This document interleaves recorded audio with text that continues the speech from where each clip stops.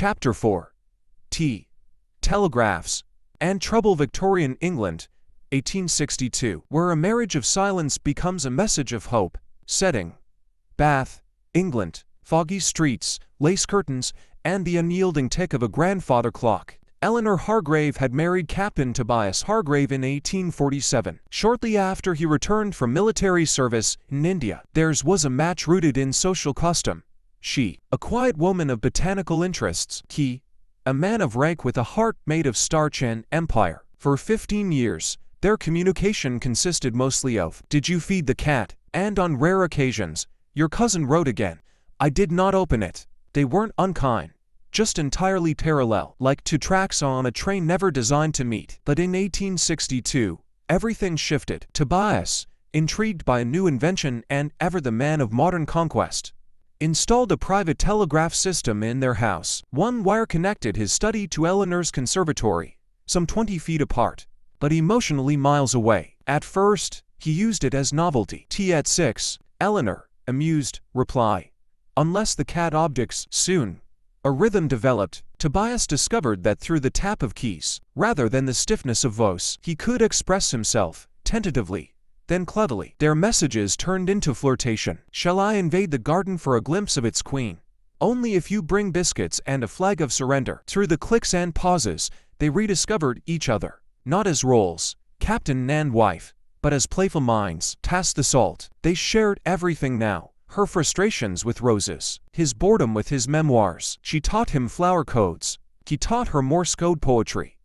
Neighbors thought they were both losing their minds. Eleanor's cousin declared, "It's unseemly to flirt through appliances." By 1865, they had published an anonymous volume of their telegram exchanges titled "Conversations Between Rooms," a domestic correspondence. It became a quiet sensation among women's reading societies, a rebellion of rhythm and wit. Their marriage, once calcified, became an unlikely experiment in long-distance intimacy. Despite being under the same roof, Tobias finally said "I love you," not aloud, but tapped in Morse, 3 rooms away, and Eleanor replied with a simple ditto. "Now bring tea." Chapter 5.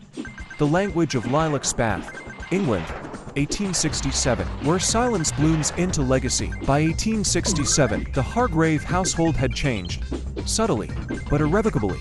The grand old house on Royal Crescent no longer echoed with the tick-tock of awkward dinners and unshared evenings. Now, it hummed with wires, pings, and the faint scent of lilacs. Eleanor had planted them along the conservatory's outer wall. Tobias had once misspelled "I adore you" in Morse, accidentally saying "I lilac you." She never corrected him.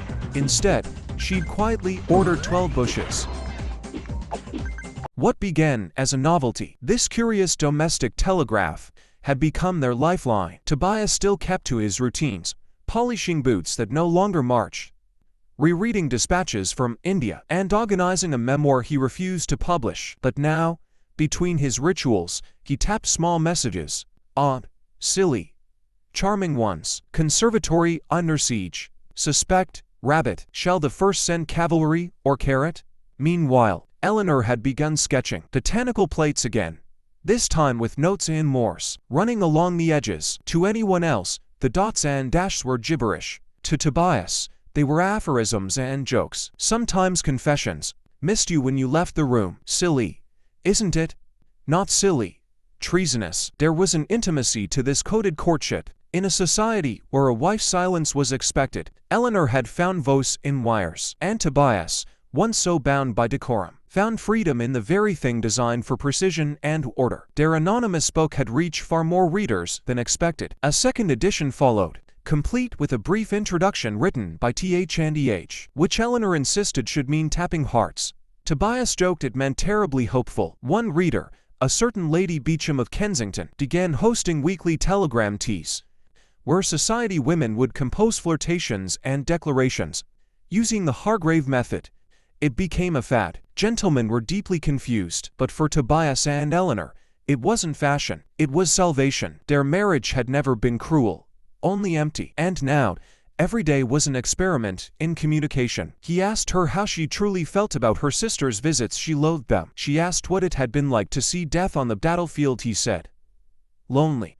Worse than silent. Hollow." He tapped, she tapped, Sometimes they wrote entire sonnets in code, shared over a simple breakfast. Then came the storm. In late autumn, Eleanor took ill. What started as a cough became something weightier. Her doctor, one of those starchy, daft physicians who frowned at lilacs in the sick room, muttered things like persistent ague and concerning congestion. She was moved to the bedroom upstairs. Tobias, now older, stiffer, but still devoted, extended the telegraph wires. He set up a little station next to her bedside. At first, the messages continued.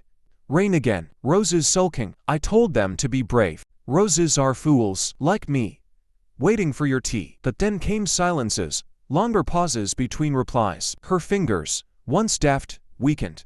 Still, she tapped. One day, she wrote, if I go, plant the foxgloves. They're more forgiving than we were. Tobias replied, you're not going anywhere. But I'll plant a forest if you ask. She smiled. He later pressed her hand. The warmth lingered only a moment longer. Eleanor passed quietly in December, with lilacs out of season blooming in a vase by her bed. Epilogue, The Telegraph Room, 1882. 15 years after her passing, Tobias Hargrave, now white-haired and soft-voiced, still lived in the same house. The wires had fallen quiet, but he never dismantled them. He spent his days tending a strange garden. Foxgloves, lilacs, white poppies, and roses, each with a plaque bearing a line of Morse. Passers-by assumed they were simply eccentric poetry, but those who knew the story understood. He eventually published the final volume of their correspondence, Last Messages from the Conservatory. Not anonymously this time.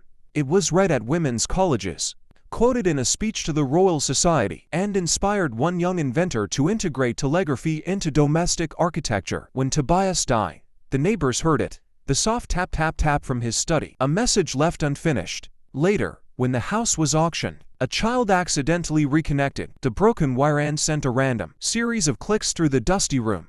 A maid, familiar with the Hargrave tale, decoded it. Love endures, still tapping. And in a museum in Bath, next to the original Hargrave telegraph, sits a single lilac bloom, eternally out of season.